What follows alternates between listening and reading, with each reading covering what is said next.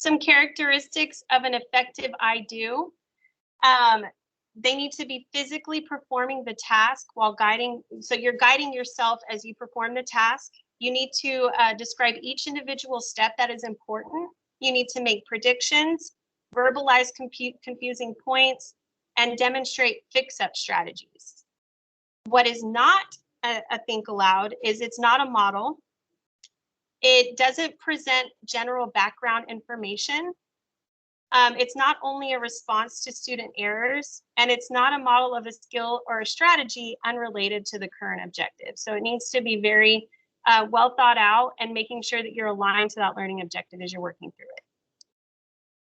So here is our learning objective that we're going to work with today. So you kind of need to take put the student hat on as we work through this, but you're still going to be the teacher because we're still going to be practicing like you are preparing this for the students. So the learning objective is teachers will complete the scripting process of an I do lesson through the example of steps to making a bed. So this could be a sample exit ticket that aligns to the objective. I mean, this isn't going to be your exit ticket for today, but as a teacher, you need to have your learning objective and your exit ticket selected prior to you creating your I do. So we wanted to model that for you today. This could be a possible exit ticket that you could do at the end of this lesson. So what I'm going to have you do now, and you can either do it on a piece of paper or you could do it in the notes feature inside Nearpod. I want you to look at these items that we have here on the screen. These are items that I want you to use to make this bed, okay? And I have been told, I'm sorry, Miss Medina, but millennials do not use top sheets. That has been something that I have learned. Millennials, we have to use top sheets in this exercise because you can see that the top sheet is included in this package. So everything that's here you need to use. And just to clarify, we have a mattress cover. That Dream Cool is a mattress cover. We have sleeping pillows. Those are for sleeping. They're different than decorative pillows, which are over here to the right. We have the bed. And then we have the sheets here with the pillowcases, and we have a comforter. So those are the things that we want you to use to create your, to solve this problem. Now, as you work through this, you're gonna have 5 minutes, okay? You are not writing your think aloud. You're not scripting right now. All I want you to do is take 5 minutes to solve this problem. So you still need to show your steps. If you were a student, what work would you want them to show? You would say, step 1, put on the mattress cover. Step 2, what would you do next? So I don't want to see, it's not I will statements. You are literally just writing out the steps to solving this problem. As you're doing this, make your thinking visible, okay? And as you're doing this, pay attention. What are the key concepts that students need to understand about making a bed? What are some procedural understandings that they need to know? And if you need an example of that, a procedure is an order or steps that, okay, Ms. Priestley said she's a millennial and she uses a top sheet. I am too, and I use a top sheet. So maybe it's like we're elder millennials, so we still use it. Younger one, Gen Z definitely doesn't use it. Who has time for that? So, okay. Concept would be, why do we use a mattress cover? Like, why would we need that? There are reasons to every single thing that we put on a bed, right? Especially the decorative pillows. Okay. Oh, and Miss Priestley's bed has 9 decorative pillows. Yes, I use the top sheet, and I currently have 9 decorative pillows on my bed, Mr. Meester, and my bed. But you take the decorative pillows off when you sleep, right? Like you proper. Yes, every night. I take them off every night and put them back every morning because I make my bed every morning. Queen. That's a lot of work. Okay. So, but there's a concept. So if Miss Priestley was to teach how to make a bed, her concepts and her reasoning are going to be so, I mean, there's reasons for what she does. Those are concepts. Why do we make a bed every day? Why is it important? The procedure is going to be the order that you're having kids complete it in. So you're not going to put the mattress cover on top of the comforter. I mean, there's a procedure that kids have to show in doing this. So I want you to take 5 minutes to type out your steps on making a bed. Making sure that you're keeping track of What are these concepts? What's the procedure? And where might kids get confused? Okay. So take 5 minutes to do that now. You can do it on a piece of paper or in the computer.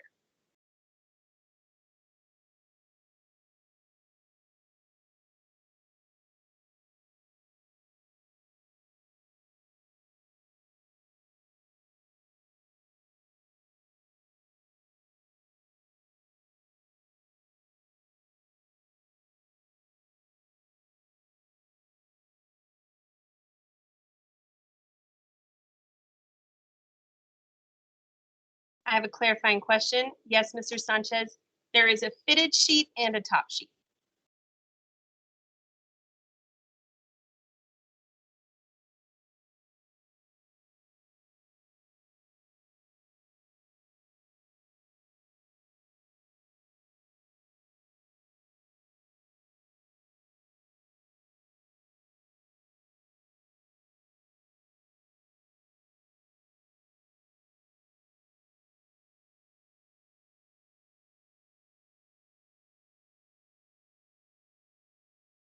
So Ms. Wynn, if you were given the bed just as it is in the picture here in Nearpod with just the mattress, that's where you're starting. Empty, blank mattress.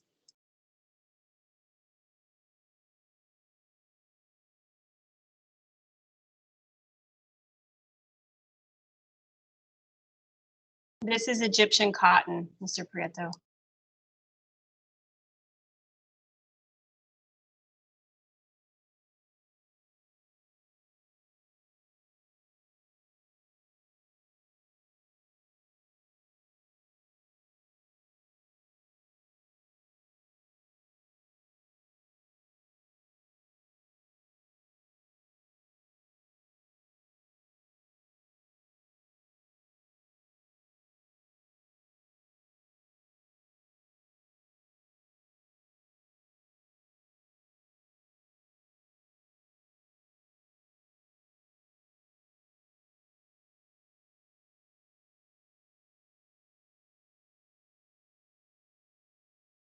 Do you want us to put the steps in the chat?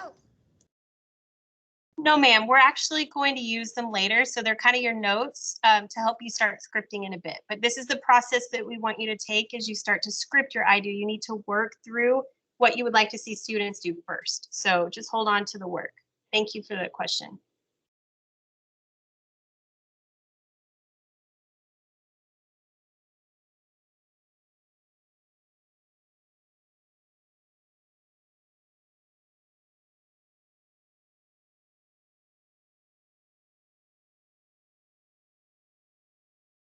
You do have to get out of the bed, Coach O. Yes, that's important.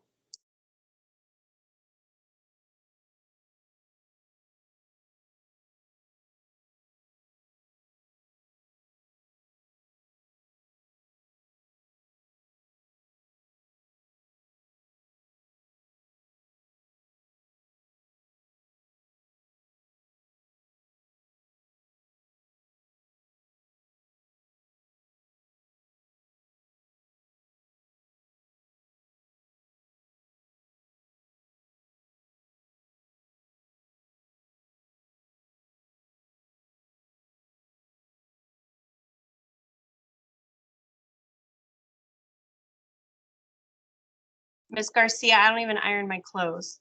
So that's going to be a negative.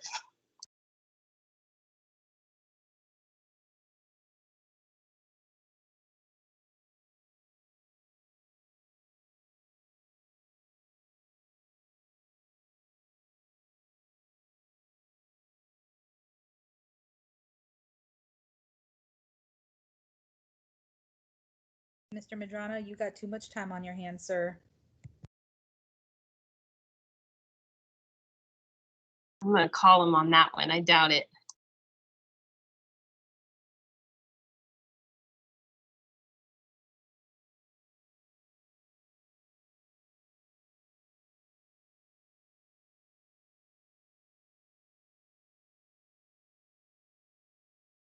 %, Miss Wynn.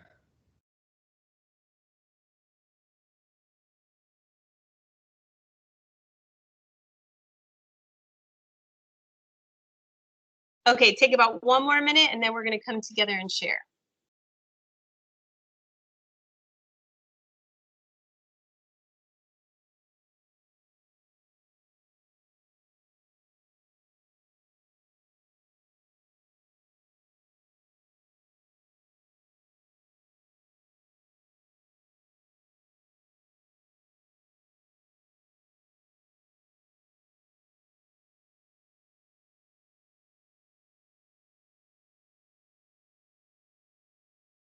It looks like most of us are done as I'm looking around. So if I can have just a couple people volunteer, and I just want you to think about what are some procedural concepts that students need to understand in making a bed. Ms. Warren. Okay, so based on the pictures you gave us with everything wrapped nicely and everything, it seems to me that all of these products are new. So the first thing I would instruct the students is that they do need to wash the items, because some of our students don't even know that they need to wash new underwear when they buy it from the store. They assume things are clean and they're not. So for me, I would have everything washed and dried properly. And then you would put the mattress protector on top of the mattress, pulled tight and tucked in. Then you follow with the fitted sheet, again pulled tight, and then I put on the pillowcases for my sleeping pillows to go directly on top of the fitted sheet, because the flat sheet should go over those pillows and be tucked in tight with military or hospital corners, your preference, so you can bounce that quarter, you know. Then the comforter goes on top with the decorative pillows stacked just so. And then you got to karate chop the decorative pillows. Yes, down the middle. Down Yes. the middle. The nice chop. Yes. Okay, so she had a definite order that she does her things in, right? And if I was a kid and I was to make my bed, do you think that I would be successful in doing those steps without her being explicit with that procedure? Because I could tell you that's not the way that I make my bed. Miss Green.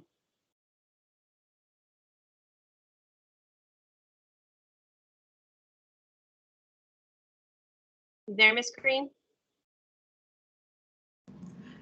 Miss Green, you're on mute.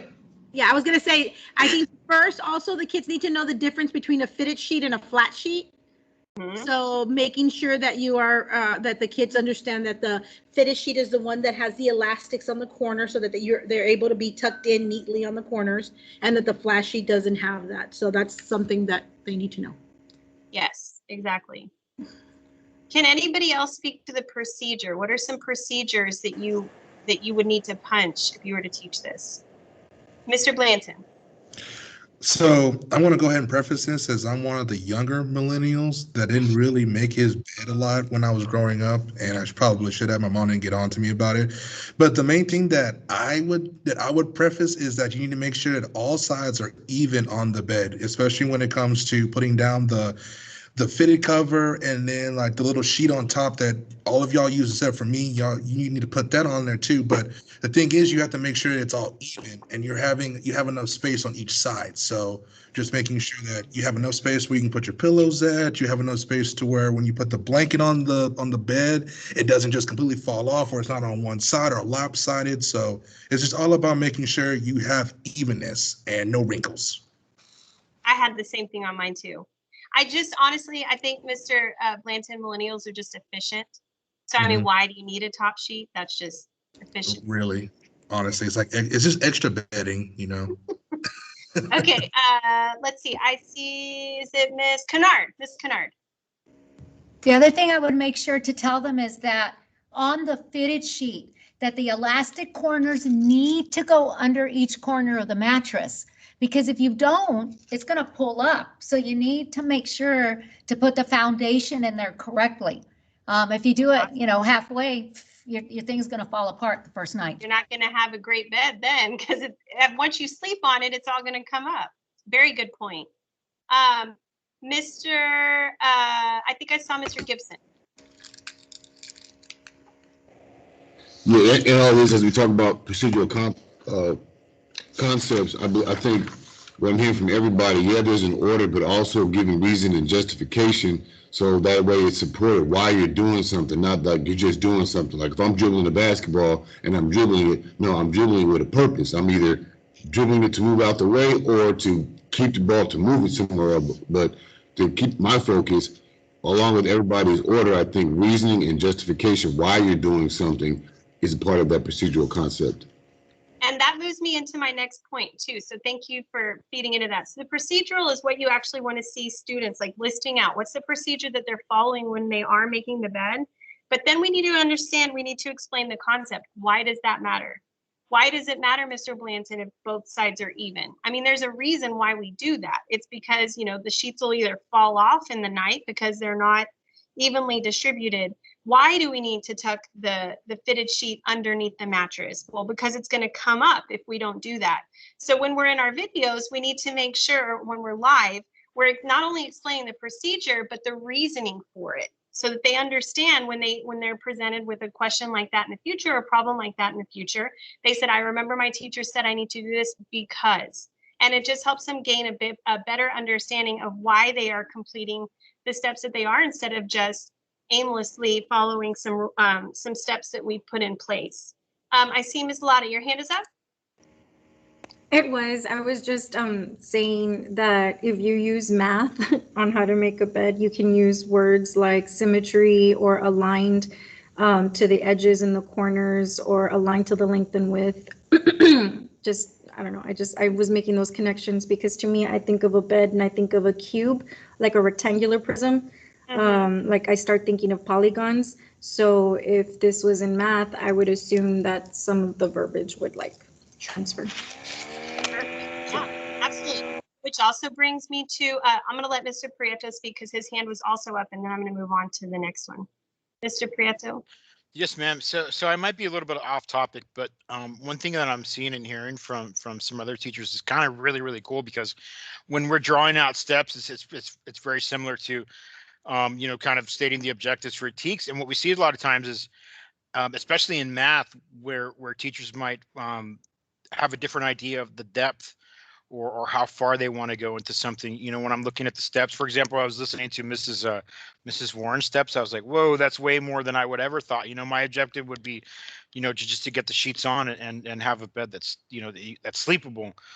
So we see that a lot. And I just wanted to point out that really cool parallel between, you know, trying to decide how much depth you should go into. I thought that was neat. And that's great that you made that connection too, because one thing that we talked about last time is that we also don't want our think alouds to be too wordy, that we need to be very purposeful in the language that we're choosing, because we start to lose kids and we don't want these things to go on beyond 10 minutes. I mean, we really want to make sure the words we're selecting are completely aligned to the learning objective and that we're staying within our lane in those scripts that we are creating. So thank you for bringing that up. Coach Via. So what I just wanted to say was, with most students, I would describe the materials first, because some students are not familiar with what a throw pillow is or a mattress cover, and some don't even have beds. They might just have a mattress, so they might not understand the concept of having to go on the edges and fix it straight and even. Yeah, that's a good point. So before you're beginning the lesson, you know, these are the big topics that we're going to be using to solve this problem today. So let me give you a little background knowledge about what that is. Great suggestion. And then Coach O.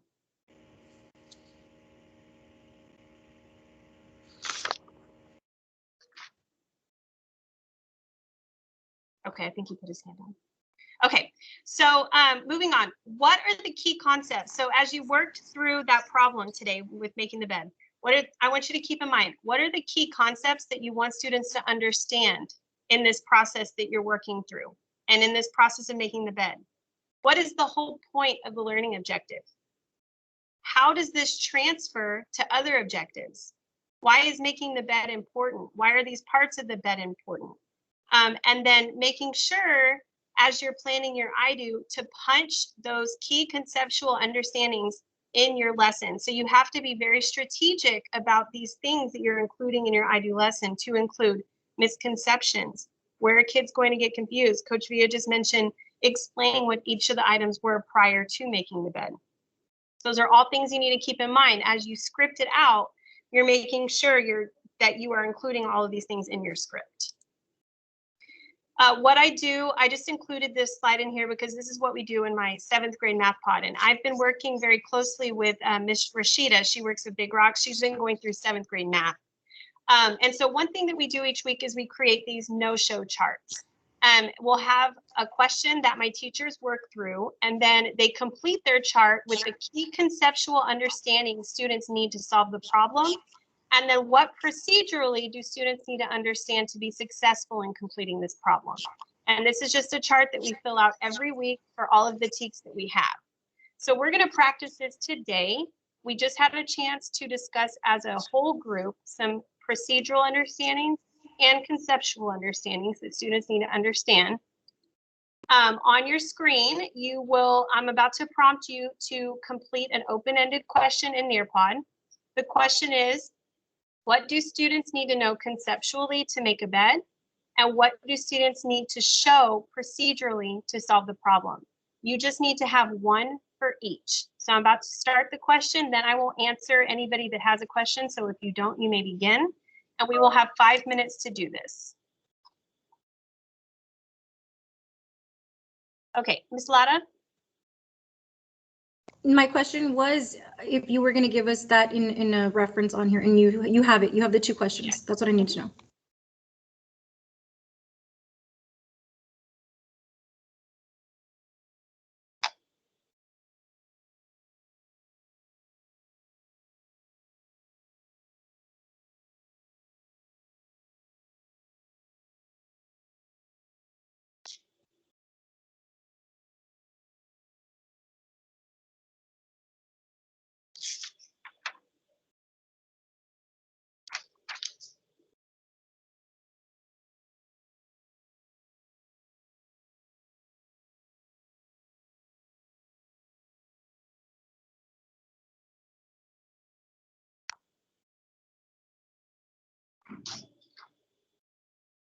Is it good?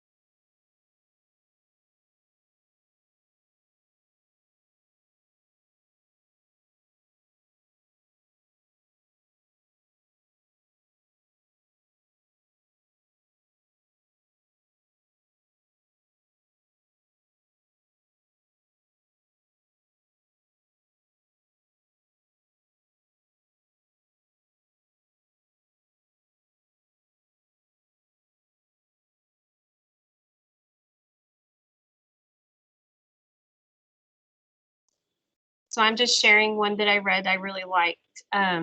Someone wrote, conceptually, students need to know the vocabulary, the purpose, and the outcome as it is explained, emphasizing the why of each step. So really great connection there. The conceptual understanding is the why, and the procedural understanding is the how. So how are we going to have them solve the problem? Procedurally, students need to know how in detail from beginning to end, the order, the reasoning, the why. So this is also another feature you can use with your students as you're doing your live lessons. It's just like you don't see who wrote this. I was able to hide the name, but you can share in your classes as well.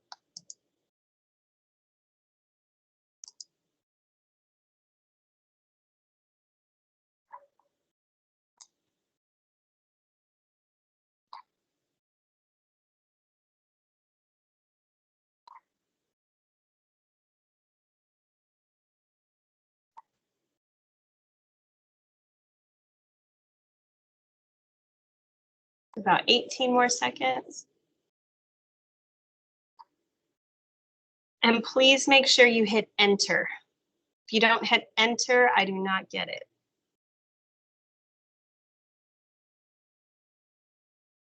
Miss Ashley, is enter the same as submit? Yes, same thing, sorry. Okay, so we're gonna go through these next slides pretty quickly because we wanna give you time to practice. Just make sure as you're writing your script that you look at your objectives and your key understandings that students need to have in order to master it. Like Mr. Prieto said, what's the point? We need to make sure that we get to the point and we're explicit in that area. And how are you going to explain that to kids? What will be the key points of confusion? Making sure to punch it. So as you work through an assignment, make sure you're punching those, oh, you know what? They could probably get stopped, like hung up on this part of the question. So I need to make sure that I make it explicit when I'm teaching it to not make that mistake. And then how are you going to emphasize points to address the confusion very clearly? And what are the key points that you want communicated? Like you need to make sure that you're thinking of those as you script. So I'm going to model for you what a Think Aloud looks like for math. And I want to preface this with, I am also a novice at IDOs. So you are probably going to see some areas that I need to improve. And I am open to the feedback, but I want to be I wanted to show you what I think it would look like, but you guys are going to have amazing results with what you do. So I just created this little model for you to watch today to get an example of what an IDO is. We're going to use this standard here, 7.5C. We're going to solve mathematical and real world problems involving similar shapes using scale drawings. Here's my learning objective. Students will solve for missing lengths within similar triangles using proportions. Here's my exit ticket. And this is also, or this is the one I'm actually going to be using for the Think Aloud today. Before I made my Think Aloud, I did the same process that you guys did. You'll see over here, I took a picture of my paper. I actually worked through the problem as I would want students to work through their problem. I made sure to highlight areas of confusion, conceptual understandings, everything that I want kids to do procedurally. And then I created this no-show chart that you guys just worked on together here with the conceptual understanding and the procedural understandings. What I want kids to know after I work this problem out and how I want kids to show it. This really helps me guide my thinking as I am creating my own Think Aloud video. If you are new to your content and you're like, I don't even know the key conceptual understandings. Like I know how to solve the problem, but really what are kids supposed to get out of this? We all have TEKS resources. And if you do not have access to that website, I can definitely, Ms. Medina and I can assist you in figuring out how we can get you access. This tells you what kids need to know. I mean, it literally, it lists out in the TEKS clarification documents about what kids need to know. So if you're just like, I don't even know where to start, this is a great place to start to make sure that you are covering all those concepts that need to be addressed within that standard. And make sure that the learning objective is transfers to other objectives. You want to make sure that they can use this Think Aloud in other lessons and at least consider 2 to 3 conceptual points to punch within the IDO. Before you view this video, we're not going to watch the whole thing. It's about 6 minutes, so we're going to stop at about 3 so that you have time to practice on your own today. But I want you to think about in this video that we're about to show, how do I punch the key conceptual understandings and the procedural understandings throughout the Think Aloud. So I want you to think about, as you watch my video, which is not perfect, I want you to think about what concepts do you hear and see, what procedure do you see, and also think about that confusion question. Have I addressed points of confusion as I work through this, okay? So it's gonna be student paced. I believe you have to hit play, but we will stop it at 3 minutes.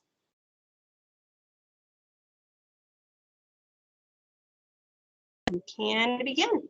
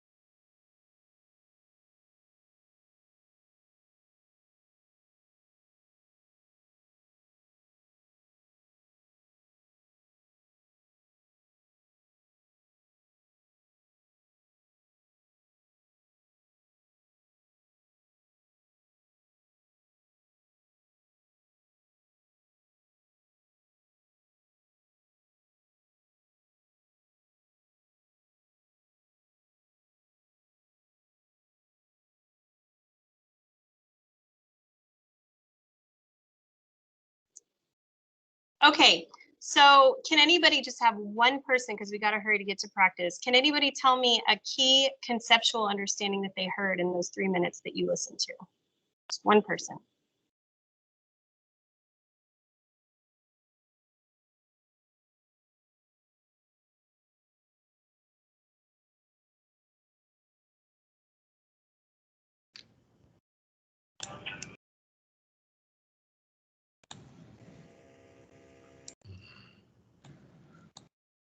You needed to know the name of the triangles.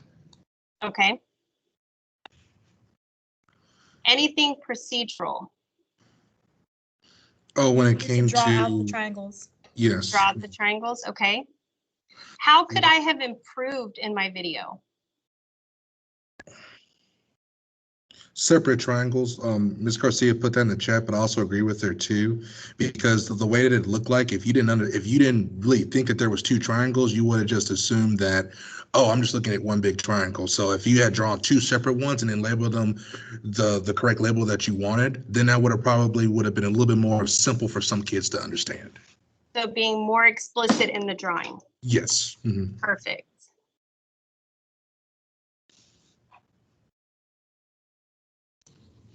I would have added highlighting the triangles as I was explaining. Do you see two triangles in this image? Since it's PowerPoint, right, what you used? Yes. I would have created a triangle of the big size, one color, and then take off that animation and then added another animation with a smaller to triangle. show where it moves. Perfect. Ms. Ramirez. I was actually going to say something along the lines as Miss Wynn. And I know you're in PowerPoint. I don't think there's a way that you could have a pointer that they could see if you like trace the triangle so they follow the letters and all that. So I guess it in PowerPoint, the best way to do it would be the way that Miss Wynn mentioned. Is moving it. So it's just, you need to make your thinking very clear as you work through it. And it's hard, guys. Like, it's really hard. The first time you do it, you think you hit all the points and you don't. So what I want to get through to you guys today is that we have to script this out. It's not something that you can do on the fly. You need to be very, very explicit in what you're trying to get across. So that's what we're going to practice today. So I want you to take these things that we just talked about, and I want you to apply it to the making the bed, okay? So you are going to script your think aloud in terms of making your bed. Do not use, or you're only using I, me, mine. You're not answering any content questions. There are no extra words and no more than 10 minutes. But really, we're just going to take about 3 minutes for you guys to practice scripting out the beginning of how you would start making the bed, because we want you to go into a small group so that you can read your script to someone else, because once you actually read it out loud is where you learn that, oh no, I meant this in my head, but I didn't really say it out loud. And you'll hear yourself saying, oh, well, I would have said this. And those are things that you need to make sure that you're including in your script as you're reading them out loud, okay? So we're going to take 3 minutes to start writing your script. At the end of 3 minutes, you will be put into a breakout room where I want you to practice reading your script to one another, okay? So you're going to be in a group of 3. You have 3 minutes to start writing your script, and then you're going to be placed into a breakout room where you're going to read your script to the others in your group. Are we clear? So 3 minutes to write your script, and then 3 minutes in the breakout room. All right, you may begin.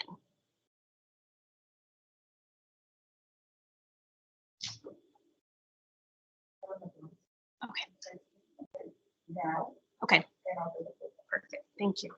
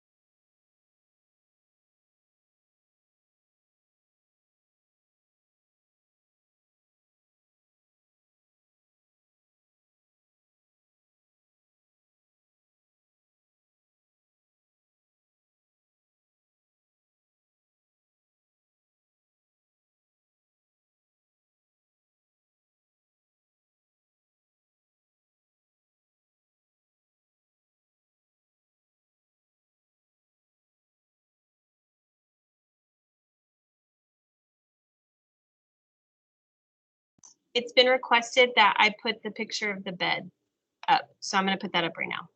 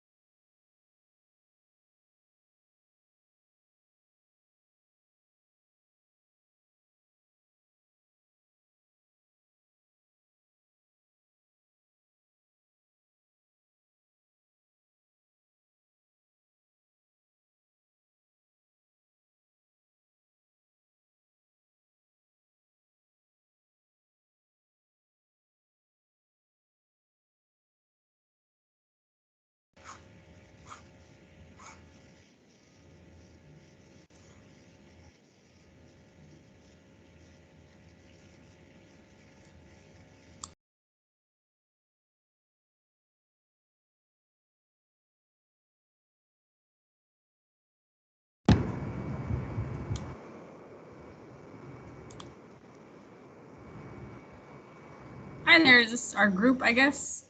Mr. Meester, are you there? Are you able to hear me? Yes. Okay, awesome, awesome.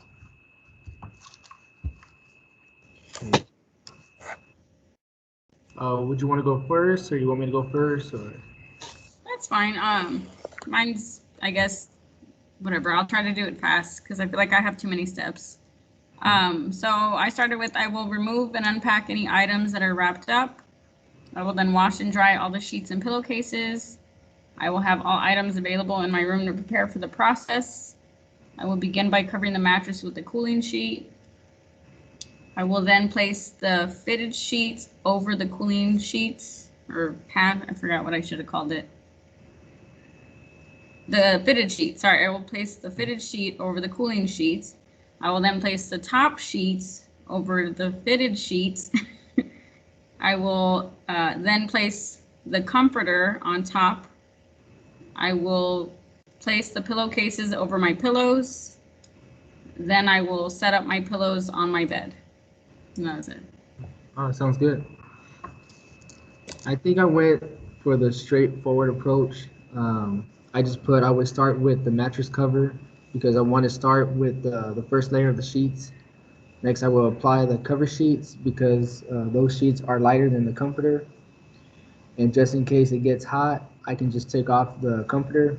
Next, I will put the pillowcases on the pillows and arrange them accordingly on the bed. Next, I apply the top sheet and finally the comforter. And lastly, pull back both the top sheet and the comforter just enough to where the pillows are fully visible. All right. Nice. That'll work. Perfect.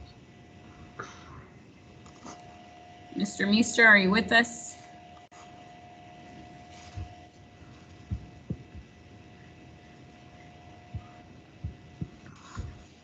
I don't know. I was like, I do a lot of this, but I don't even sleep under the sheets. I sleep on top of my comforter.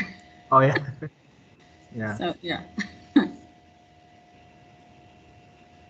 Yeah, I've never used a top sheet, so that was a first for me. Oh, okay.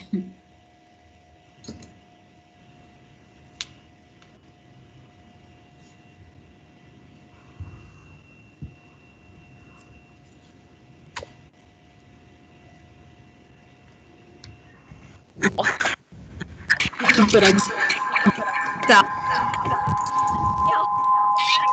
Oops. Yo, back. Who's back? Okay. Oh, no worries. Oh, okay. It was like you could remove the meeting. Okay, let me close mine. That's all I did when I closed it.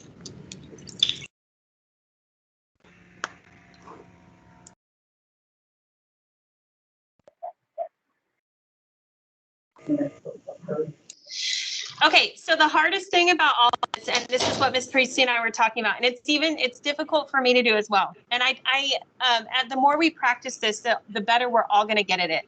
The kids are observing you as you're thinking in your head. So it's not like you're saying, today we are going to solve this problem. I'm going to model how to do it. It's more of, okay, guys, or you don't even say guys, you say, I'm going to be making a bed today. I wonder what I need to make a bed. So you think about, oh, I think I'm going to need this pillow. I have my blanket, and then you start working through it. So you're really just letting the kids are observing. They're not writing. They're not doing anything. They're literally just thinking to your thoughts as though they are in your head. And it's very difficult to do. And I would be lying if I said I have mastered it. I'd be lying to you because I haven't.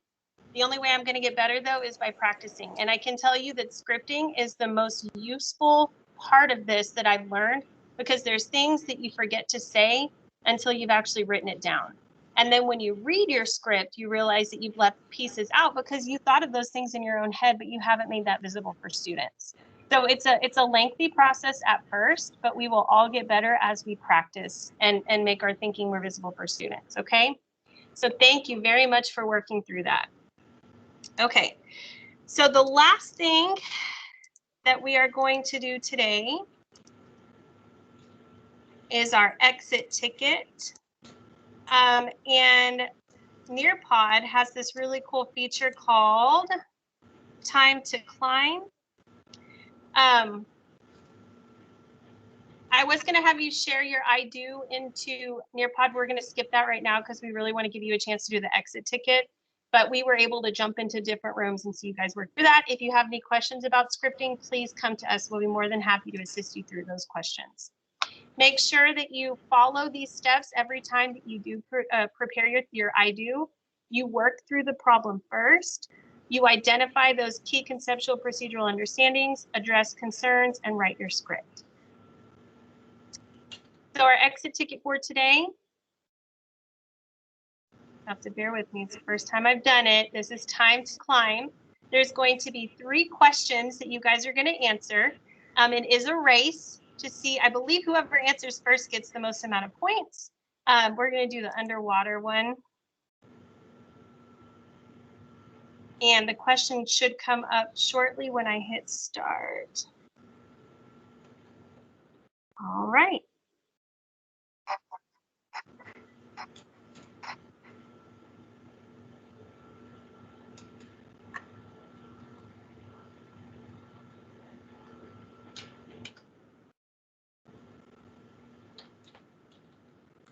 Were you guys able to see who's in first place or no?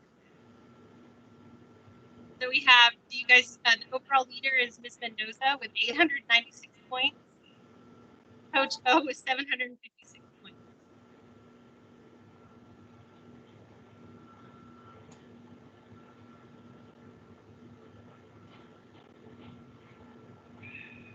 Bill Mendoza in the lead with 1,700 points. No, I'm still in. And I think this is the last question.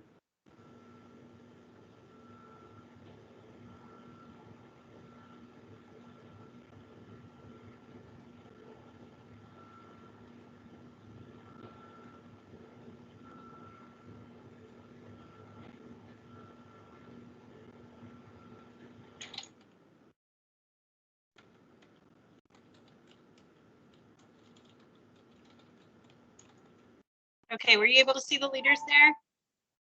Miss Medina, are you able to see the leaders?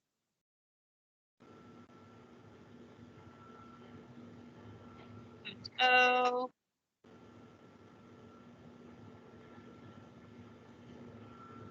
Miss Mendoza, you cheated. Miss Mendoza, Coach O. Miss Lam and Mendoza, Miss Saldivar, Miss Medina. I did not cheat. I just read fast. you and I cheated. I have to call the She front got to see the questions before we did. I have to call the front desk to investigate you. I'm seeing it.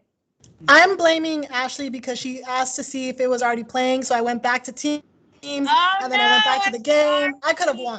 so sorry. Okay, I'm gonna go back to this other slide so that sound stops. So thank you guys so much for participating today. Remember, the more we practice this, the better we're gonna get at writing the I do.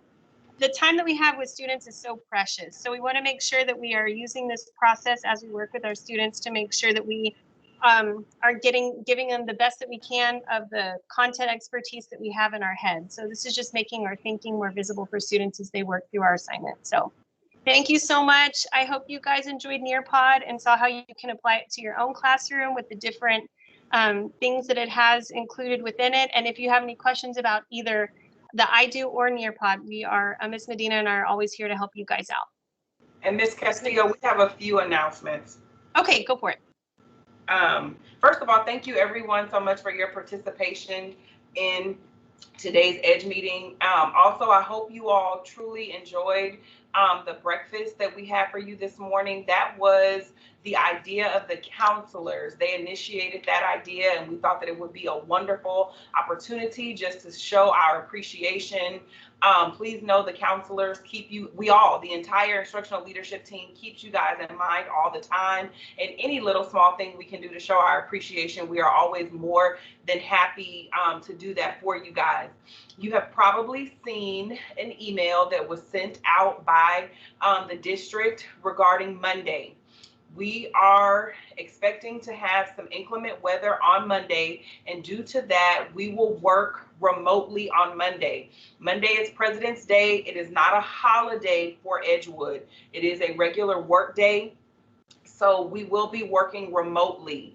Please make sure that you take everything that you need with you, laptop, any instructional materials so that you can be prepared to work from home on Monday, to be able to conduct your WINS class, meet with your students virtually, to be able to contact parents, things of that nature. Also, we are asking that you put a message in your teams to your WINS students to let them know that the building will not be open on Monday and they will be remote on Monday. As far as we know, we will return on Tuesday, but we will continue to follow the guidance of the district as well as any information that may be posted through our local news media channels. Also, I sent an email this morning regarding task cards. Guys, we're not trying to badger you or pick on you. We understand you have a lot on your plate, but it is extremely important that task cards be turned in on Thursday by 5 p.m. because Ms. Medina and Ms. Castillo are responsible for compiling that information, and they cannot do their part until you all do your part. I think those are all of the announcements. Mr. Madrano, did you have anything? I got kicked out of the meeting, my own meeting. Mr. Madrano got kicked out of his own meeting. I don't think he has anything else. Please continue to watch your emails, continue to watch the news, continue to monitor the district website. We will be remote on Monday. So please make sure you have everything that you need. And anyone who is interested in seeing a photo of my beautifully made bed with a top sheet and 9 decorative pillows, I have a photo on my phone and I'll be more than happy to share it with you because my bed is beautiful. I make it up every day. And I think that is it. Please. Miss Priestley, can I say something about the cupcakes? Yes, ma'am. I knew I was forgetting something. Thank you. Yeah. My wonderful Gus Garcia University team, I have purchased a Valentine cupcake for every single teacher, and they will be delivered to you. And you need to know how special you are to me and how special you are to the kids, and happy Valentine's Day from me. Yes, and we will come around and deliver those. And then the last announcement. Thank you, Ms. Kennard. Thank you so much for reminding me, because that reminded me I have one more announcement. You were emailed a survey link. One of our staff members who is in graduate studies would really appreciate if you would complete that survey. It would be extremely beneficial to them to have your input, and that person would like to be able to analyze their data this weekend and complete their assignment. So if you could take just, literally it takes like 5 minutes.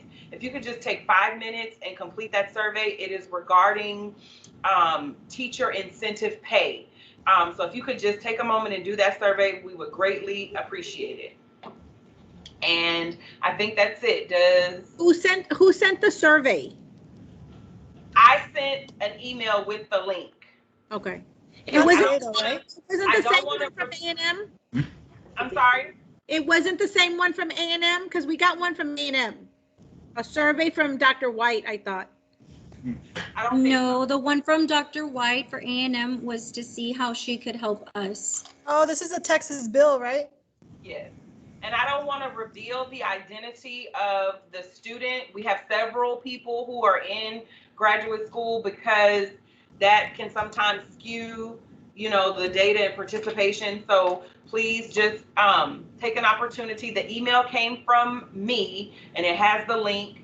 If you need it again, please let me know and I'll be more than happy to send it to you.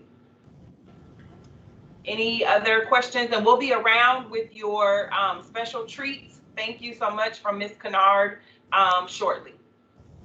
Ms. Priestley, just a clarifying question. For learning on Monday, do we want students following the remote learning schedule? Yes. Or are we going to just be teaching live classes throughout the day? No, all students will. Thank you, Ms. Warren. That is a great question. All students will follow the remote learning schedule. So ELAR is first up, and then math, and then social studies, and then science and some of the electives, and then more electives in the afternoon. So we will follow the printed remote learning schedule. So please let students know we're working remotely, and so please follow the remote learning schedule. You can post a copy of it in your WINS chat.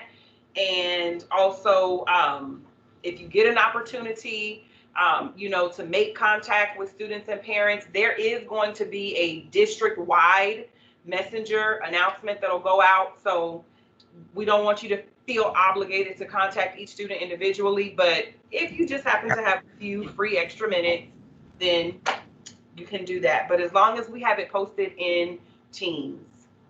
Ms. Gomez just posted, tell past raters, please see Mr. Madrano in room 101 for calibration session 1. And we are now 6 minutes over time. Thank you so much for your participation. Everyone have a wonderful afternoon.